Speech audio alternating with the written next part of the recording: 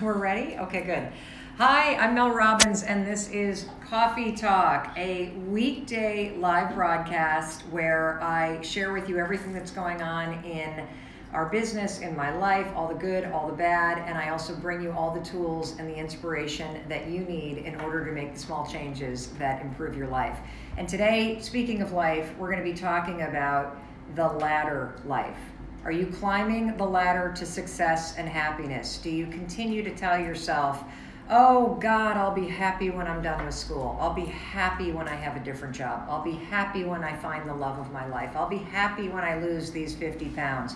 If you are guilty of feeling like you'll be happy when, insert whatever the heck you want, that you're not happy now, but you know you'll be happy when. If you're guilty of living that way, I want you to give me some hearts, some thumbs up. I want you to go into the comments and I want you to tell me your name, tell me where you're watching from, and tell me, yep, I am guilty of saying to myself, I'll be happy when. I am reserving a moment of happiness for the future. I want to talk to you about this today, why it's a massive trap that so many of us fall into, and simple tricks that you can use in order to get out of living the ladder life where you're constantly climbing the rungs, but you're never happy with where you are. And one of the reasons why I want to talk to you about this is because we have a brand new audiobook with Audible Originals called Take Control of Your Life. I'm so proud of this project. We teach you how to silence your fears and win the mental game. And this is the #1 new release on Audible. And I'm really proud of it because it's 10 hours of content. That's right, 10 hours, 6 coaching sessions. And with every coaching session, you're meeting somebody who has a fear that is holding them back in their life. And one of the greatest fears that people have is that they're never going to be happy, that they're never going to find love, they're never going to figure out their dreams, they're never going to climb out of the debt that they're in, they're never going to be in a job that they're happy, they're never going to lose the weight, and that happiness is reserved for other people or it's reserved for some sort of future state. And so this was a huge theme inside of Take Control of Your Life. And here's the thing.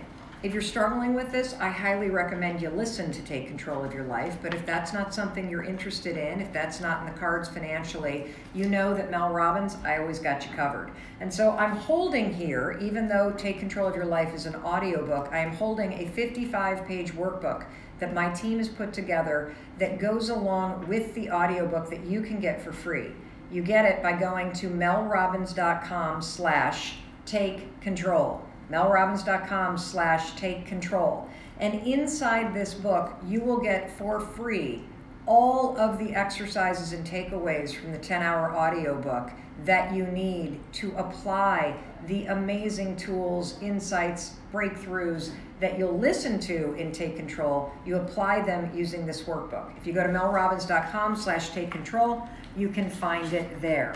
And I'm going to talk to you just now in this coffee talk about the ladder life, about the trap of thinking that you'll be happy someday, but just not right now. And I want to show you that on page 23 of the workbook, we have 4 pages of exercise that you can do for free in order to help yourself get out of the trap of constantly climbing the ladder to happiness and learn how to be happy now. Because that is the secret to changing anything. I know that's a crazy thought, that you could actually work on changing your life and be happy with where you are. Kind of strange, right? I mean, haven't you bought into the lie that you're supposed to be miserable in order to change? It's complete bullshit. Haven't you bought into the lie that you're supposed to make yourself wrong in order to change? That's total garbage. In fact, it works the opposite way. The more that you accept where you are, the more that you are happy and grateful for the things that you have right now, even though you want more, even though you want to do better. If we can bring a little gratitude, a little happiness to where you're at right now, and if you could stop beating yourself up it would be easier for you to change. I know, that's sort of like, phew, I can't believe it. Well, the reason why you can't believe it is society has rammed down your throat this idea that there's always something to get to next, that there's always the next thing, that you start off in first grade, then you go to second, then you go to third, then you go to fourth, then you get to middle school, then you get to high school, then you got to go to college or you're a loser and get all kinds of debt, then you go to graduate school, then you get a job, oh, not this job, then you get the next job, then you get the other job, then you make money and you get a house or an apartment, and then you find somebody, and then you have kids. Like, there's always next. It's like this thing where you have to constantly be going up and going up and going up and going up. And I think that we are all under so much pressure in today's world to achieve, to get more, that we're hyperventilating. We're overwhelmed. We're making ourselves wrong. And that has got to stop. And in fact, in Take Control, there's a woman that I coach by the name of Heather. And if this is sounding like, oh my God, that's me. Like, I'm in my life, but I'm not in my life because I think I'm supposed to do something more. I want to lose weight, but I'm so busy making myself wrong that all I do is eat crap because I'm making myself feel bad and I'm never motivated. Whoa, you need to listen to Heather's coaching session. Heather is somebody who is constantly thinking that there's a carrot out there that's going to make her happy. How many of you are guilty of that? That if you think, if I just get a promotion, then I'll like this miserable job more. If I just find the right person to date, then I'll be happier. I am here to tell you that yes, those achievements, those milestones, yeah, they might make you happy in a moment, but then guess what? You are still going to be left with you. And if you don't start to go to work now on practicing happiness, on practicing gratitude, on being able to be the kind of person that can change for the better without making yourself wrong and trashing yourself, you will never get out of this trap. And that's exactly what I talked to Heather about. And if you go to melrobbins.com/takecontrol and you download this workbook for free, and you go to pages 23 to 27, you can go through the exercises that'll help you identify how it is that you're living a ladder life and how to stop yourself from constantly looking ahead and leverage gratitude and leverage being present and leverage, there's a cold going around my house. I'm not going to make anybody wrong for that, but my son sneezed the entire way to school, and I noticed that I'm starting to get drippage.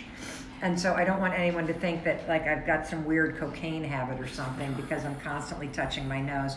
It's actually the fact that I have a 13-year-old that's got a cold, but I'm self-conscious because I can feel that things are starting to drip. We have some ladder life confessions here in our comments. Tell me. So we have Stephanie from San Francisco. I tell myself this all the time. I'll be happy when I lose 10 pounds. I'll be happy when I get this done or that done. It's a terrible cycle. We have Hannah. She says, I want to reach my happiness goals from New York, but I keep telling myself it's when I'm doing one thing or another that I'll be happy then.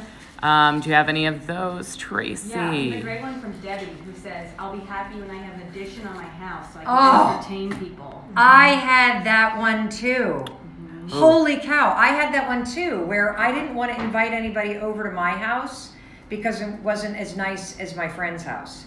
And I used to say all the time, if we just had a bigger kitchen, if we had a nice great room like I see on HGTV, then my life will be better because then I can host barbecues. And the irony is that even when you have that room, yeah, you may enjoy it, but the only thing that's stopping you from having the social life that you want right now is you. There's another one. Your friends don't care about your house. Oh, yeah, that's true. You do.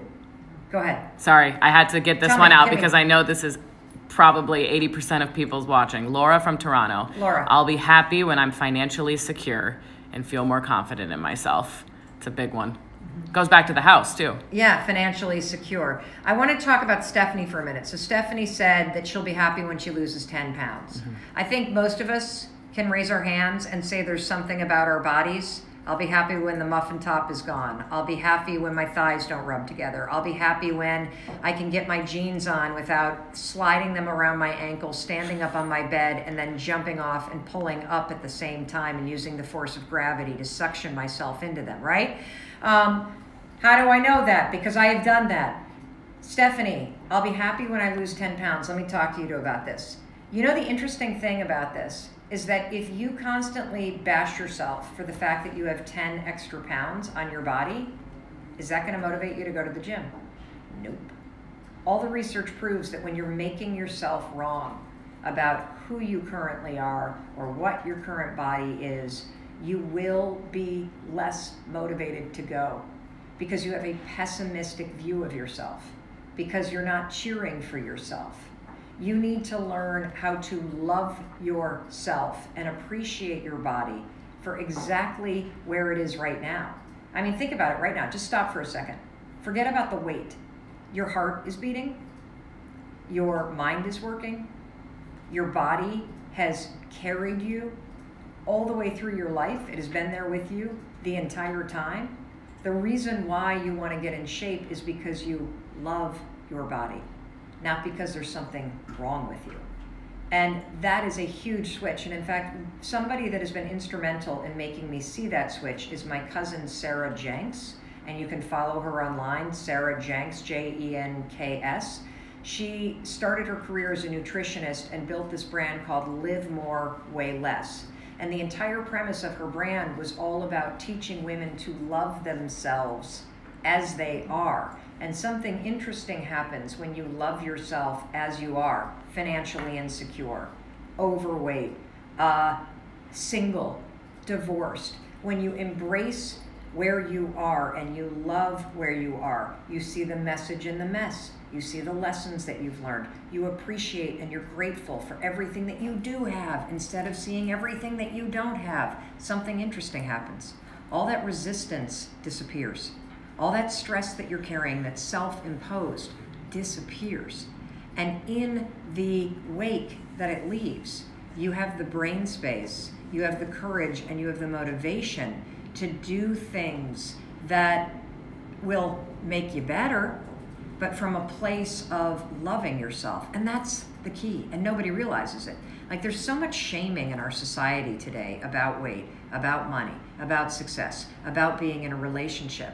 And so it's not your fault that you've learned to beat yourself up. It's not your fault that you're pessimistic. You have been trained to think this way because we are marketed to by every single company out there to believe that something's missing. I'm telling you right now, you are whole and complete exactly how you are.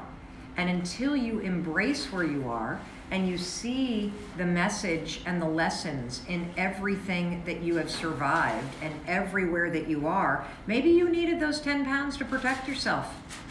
Maybe you needed those 10 pounds or the financial insecurity. I know that I needed bankruptcy and I needed a near divorce to wake my ass up. I am so grateful for the struggle. And so there is a lesson in where you are, and the answer is to accept yourself right now and to stop punishing and resisting where you are. And from that place, not from, oh, I got to get somewhere, from that place of, if nothing ever changed, I would be okay. If nothing ever changed, I would still love myself. If nothing ever changed, I am proud of myself. From that place saying, okay, and from there, what's next? What's next that would make me feel good about myself in a new way? Not that there's something wrong, but just what's next. And from there, from loving your body, go to the gym.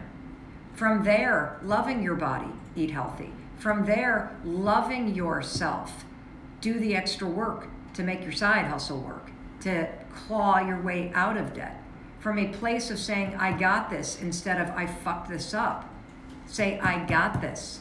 From going, think this, think that thing that's positive, you will be shocked at what happens. Do we have any questions? We have a great comment from Yes. Amy. She says, thanks to Mindset Reset, she's leaving a career that she spent 30 years on, just climbing up the ladder, getting a doctorate, but that didn't make her happy. Now she's just gotten off the ladder. It's so scary, but she's already feeling it's worth it. Fabulous. That's right. If you're not happy where you are and you take an honest look and you realize, wait a minute, I'm not beating myself up. I'm sitting here and I'm truly not happy. You got to honor that. And you got to pivot no matter how scary it is. And a lot of you are climbing a ladder that somebody else built. You're climbing a ladder in a profession that you think your parents would be proud of, but you hate. You're in a relationship climbing the ladder because you think you need somebody to be complete. No, you don't. You're complete by yourself, as yourself. You don't, it's not like, and this is a thing we talked about the other day, relationships aren't 50-50, they're 100-100. you're 100% complete without somebody else. And I love the 100% relationship model because it means you're 100% responsible for bringing 100% of yourself to every relationship. You don't need somebody to, I'm getting off on a tangent now, so I should probably go back in. Do we have any other questions? We have a question here from James, who was just forced off the ladder. Okay. He was fired on Monday. Okay. So how can he deal with that? Great. So you were fired on Monday. I know this is going to sound weird, but you got to say thank you. Thank you. Because you were let go because something wasn't working. Either you weren't working inside that culture or that culture wasn't working for you and there wasn't a fit. You see, every time you're let go, it feels like a kick in the face, but guess what? It is the biggest gift that you could possibly give because your life is now being aligned and is pivoting in a direction that will work for you. Because let's be honest, if you were fired from that job wasn't working for you. You were holding on to it. You were holding on to it because you need the money. I get that. I've done that in my life too. But sitting there and being angry that you got fired, being angry at how the firing went down, judging your employer, obsessing over it, complaining about it, guess what that's going to do? It's going to dig you a hole. What we want you to do is shift your mindset into something powerful. And what a powerful mindset is to say, okay, I am where I am. I just got fired. Thank you.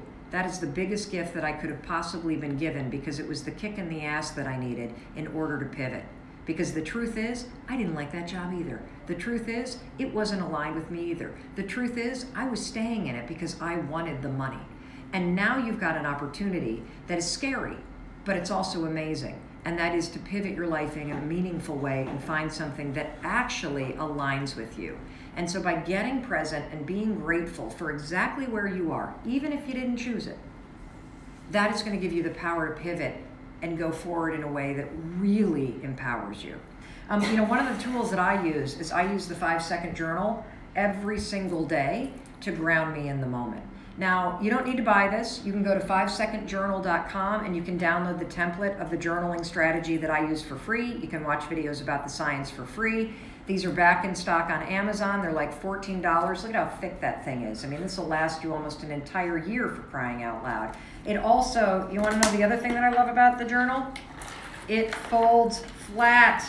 Look at that. It folds completely flat. I know I'm ruining the thing on it.